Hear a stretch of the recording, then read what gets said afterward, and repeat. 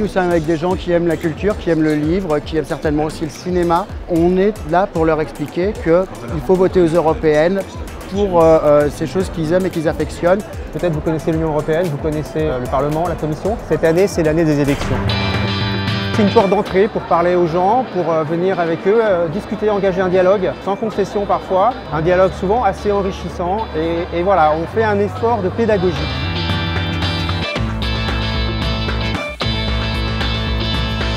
La Commission européenne est là pour parler d'Europe créative, donc le programme qui soutient les secteurs de la culture et de la création, et évidemment qui soutient le livre.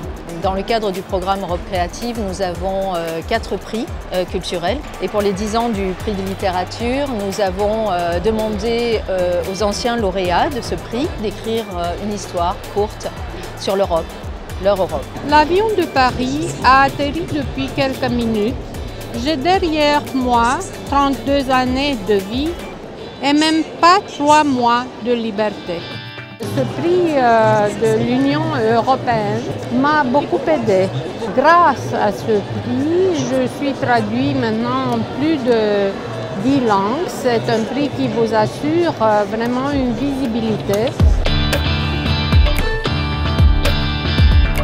Bonjour à tous, bienvenue sur cette scène Europe, bienvenue pour ce débat. Nous allons évoquer la directive sur le droit d'auteur qui devra être votée définitivement en fait lors de la 2e session du Parlement européen à Strasbourg fin mars. C'était en fait une table ronde sur le rapport entre l'Europe et la culture, à travers la question vitale du droit d'auteur, qui est quand même une des grandes inventions de l'Europe, et de modèles économiques qui vont autour. Et au fond, l'économie de la culture en Europe représente un peu plus de 500 milliards d'euros et 7 millions d'emplois.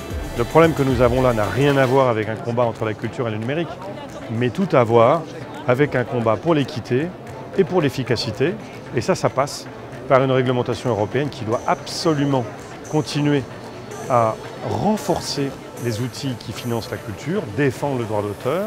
Et c'est pourquoi je veux qu'un jour, les plateformes numériques aient le statut d'éditeur en Europe, c'est-à-dire les responsabilités juridiques. Et par conséquent, il faut que ces industriels du numérique rentrent dans les règles normales et dans les règles contrôlées du commerce.